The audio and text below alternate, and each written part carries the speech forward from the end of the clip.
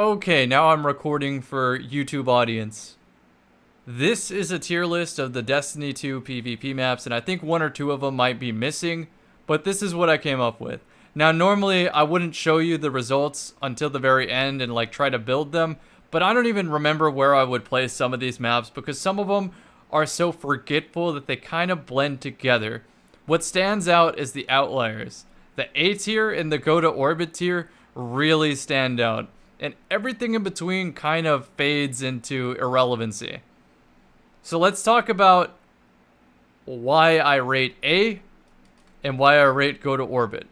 It has to do with game flow. We're rating this from a control standpoint, not a Trials of Osiris standpoint. Like Burning Shrine, despite it being the first Trials map, I have YouTube gameplay of me playing Trials on this map and not moving for 2 minutes. And not like figuratively, literally not moving, not touching my mouse for 2 whole minutes because people want to sit on the shoreline. And in Control, in a micro sense, people sit on the shoreline and snipe and scout and don't contribute to helping the win. And so you're just sitting there inside with power ammo with 2 zones. They have to push you, but they don't. It's super frustrating. And if you have one teammate that absolutely has to sit on the beach, it's probably going to be a Mercy. So that's my C tier. Now let's go up from there. What makes A tier for me? It's a good map flow with some sense of verticality, some sense of symmetry. So Wormhaven, I think, displays this the best. You have the outside power ammo, which is low, with a tunnel underneath, a raised platform. You don't exactly have a sight line on B. There's a lot of interesting angles that you can take. It's not 100% safe from spawn, but can be if you use a grenade or a barricade. Endless Veil. It has some pretty filthy spawn traps that you can do with Top Tree Dawnblade type speed. But past that, the only bad time you're ever going to have on this map is if you have a team that all stacks on one of these portals to snipe. And if they do, you get reset back a couple feet behind the portal into the initial spawn. Then you die again there off the spawn. Then you spawn on the opposite side on the equivalent spawn into like the sniper area. And like I said, if there's a Dawnblade or a Stompy Hunter, you get farmed off spawn again before that spawn trap breaks. So that's why Endless Veil can be a bad time. But for me, most of the time, it's very fast paced and people want to participate in the match. So I always have a good time here. B flag and power ammo are both those elements of verticality. People call it the toilet area. I like those. I have a lot of good gunfights there. Destiny is about utilizing that space movement when you can, and these maps let it shine. Javelin 4. It has a lower area on the helipad, raised areas on the rocket, a lot of interesting angles. This isn't a solved map for like a hand cannon shotgun or a hand cannon snipe. Pulse rifles and scouts can shine on Javelin 4. They do have some lanes, and between these 3, I feel like I can experience the entire Destiny sandbox. So if we had a playlist of Endless Veil, Endless Veil, or Javelin 24/7, this would make me a very happy Destiny 2 player. These 3 maps, it's really hard for your teammates to ruin, but it can happen. Like I said, portal snipers, spawn snipers, they can ruin these 2. It's really difficult to ruin Javelin 4. Okay, so now let's talk about the Go to Orbit tier.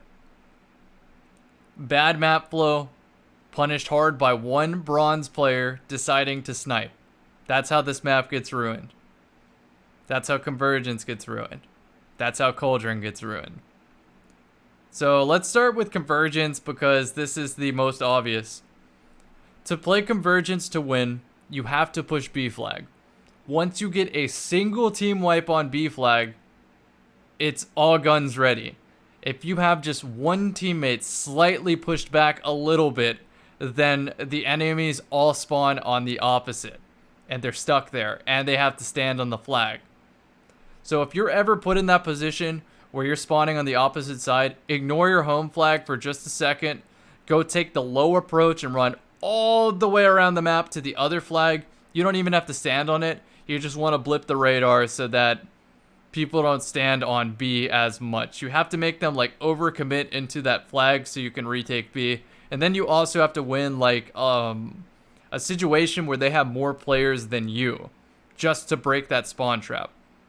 So all it takes is one teammate who is determined to snipe from the spawn to completely mess up convergence for you.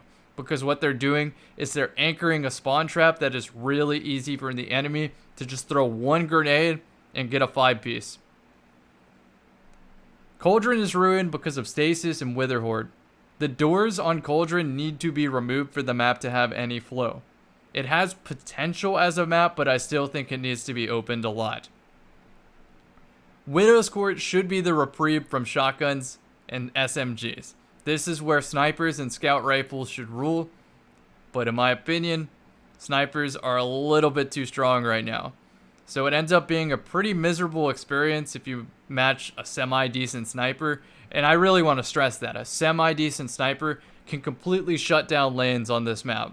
So you can kiss the idea of using a primary goodbye. At least from my point of view. It's harder for teammates to mess up this map. But I just overall feel helpless against snipers on here. So I just don't want to deal with it. And I'd rather go to Orbit. That's more of a personal opinion there. I'm sure some people love Widow's Court. If this is Trials, though, it's an automatic skip from me. This is an automatic skip, and this is an automatic skip. I'll consider any of these three for Trials. Alright, so now let's move on to the B and C tier. And I guess D tier. Like I said, these all kind of blend together. I've ordered them from left to right, with left being more of my preference. Fortress is a map that I wish the zones were repositioned a little bit. It seems like whoever spawns on this outside beach area automatically gets B flag and A flag. And then the other team is left only grabbing C. So you're already at like that disadvantage. You pretty much walk into a firing line if you leave that safety of C flag. So maybe you have to rotate around the map, but to get random people to be on the same page as you is not going to happen. So likely what happens is you get farmed on B flag while they have a 2-zone lead, and you kind of just have to cross your fingers to get out of that. But despite that, I still always enjoy playing this map. It seems like it has a lot of varieties of angles and loadouts that are effective. In a similar sense, I like Alter. This is a map where teammates being too insistent on sniping can ruin the waiting a lot.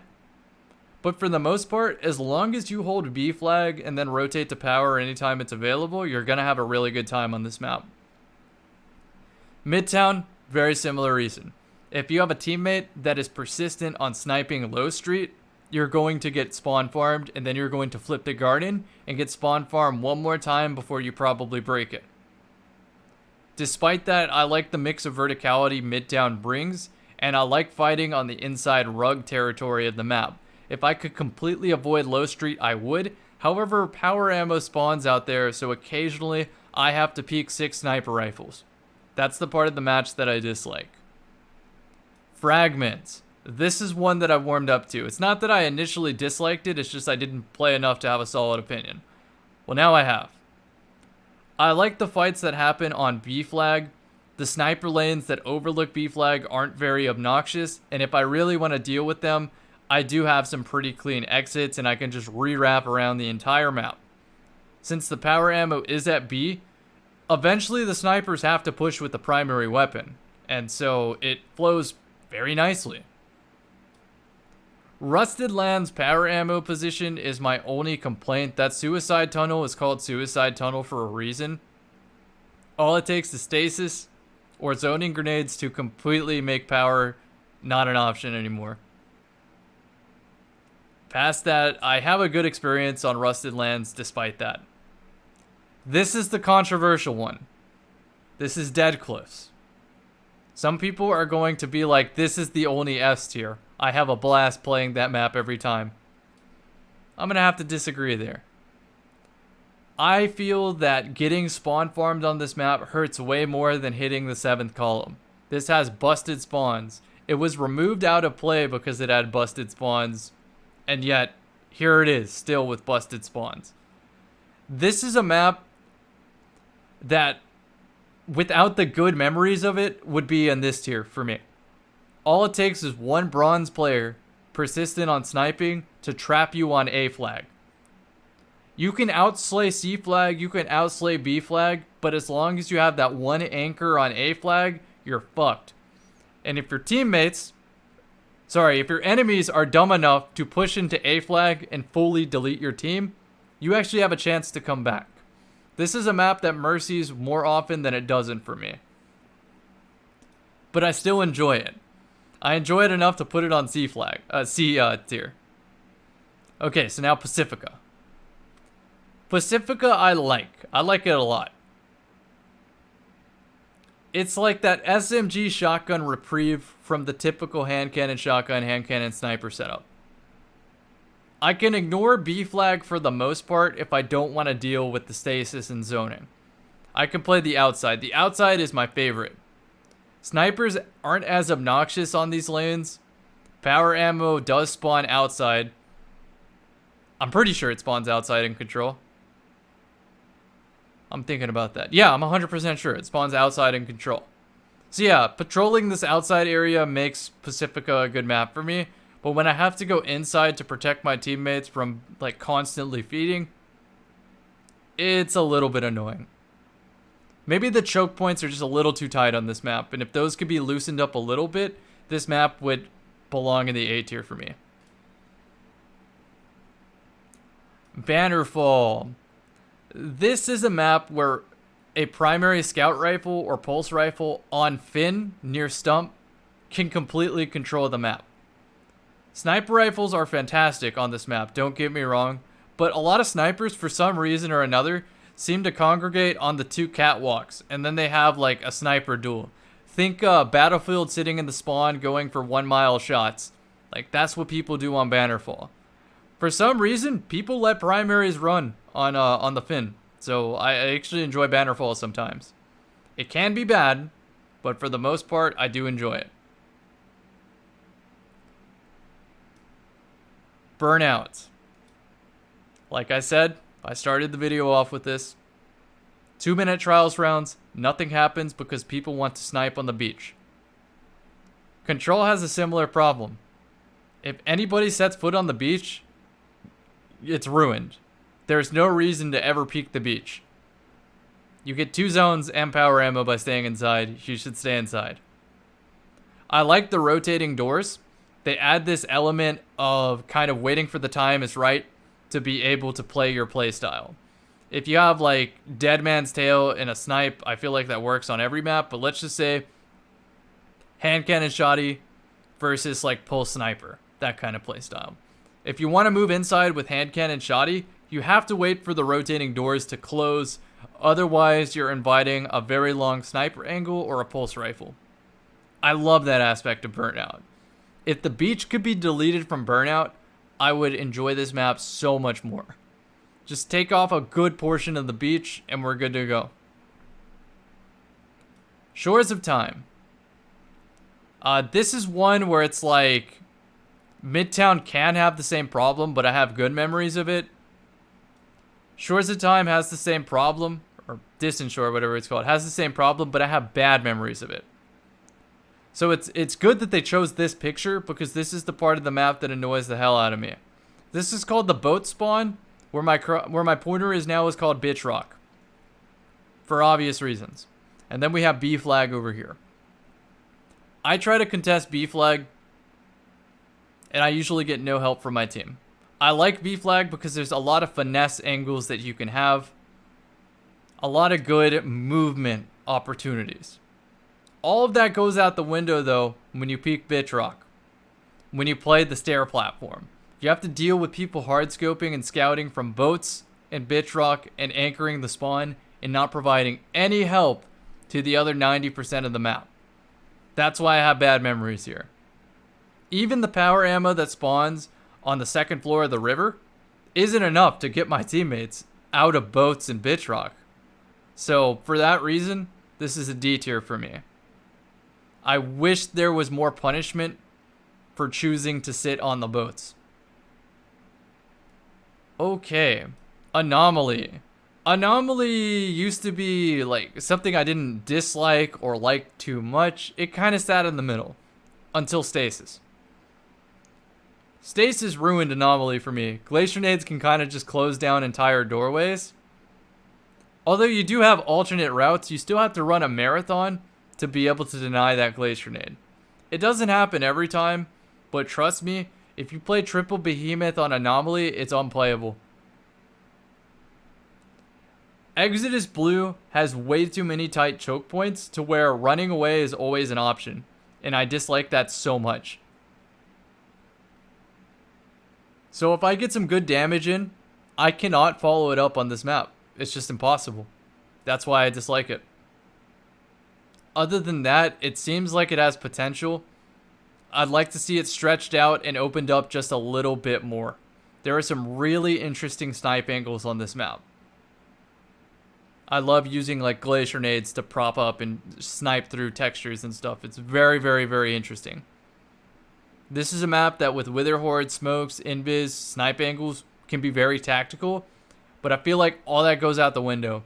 It's just you can't follow up any damage put in. It's a constant rotation, a ring around the rosies. Benny Hill theme. Alright, moving on. Twilight Gap. Similar as Midtown, similar as Distant Shore. I have more bad memories than good on this map. This is a map that's split up to where you kind of can play everything. You can play Scout, you can play SMG. Just depends on which side of the map you choose.